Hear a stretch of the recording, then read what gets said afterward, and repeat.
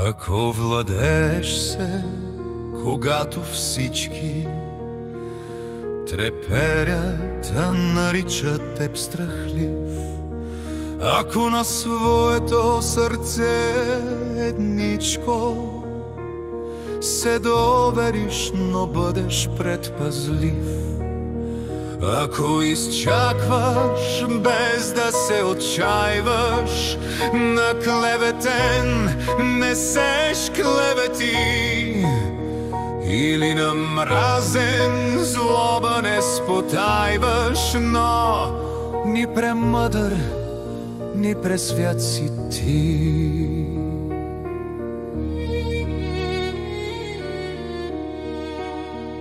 Ако мечтаеш без да си мечтател, ако си умен без да си умник, ако посрещаш краха за предател, еднакво с триумфа стар циник, ако злодей клетвата ти свята превърнат в клопка и го понесеш, или пък видиш сринати нещата, градени с кръв, и почнеш нов градеж.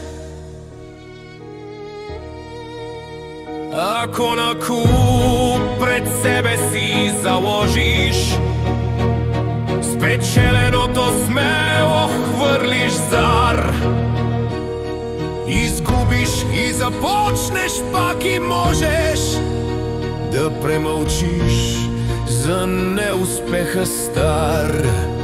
Ако заставиш мозък, нерви, длани и изхабени да ти служат пак, и крачиш само с волята останал, която им повтаря: влезте в крак.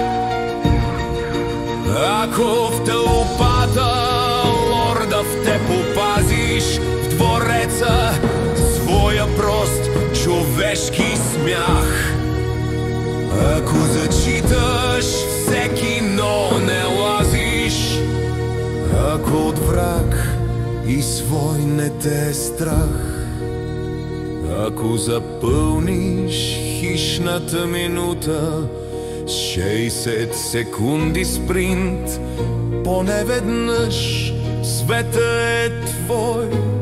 Молбата ми е чута и главно, сине мой, ще бъдеш мъж.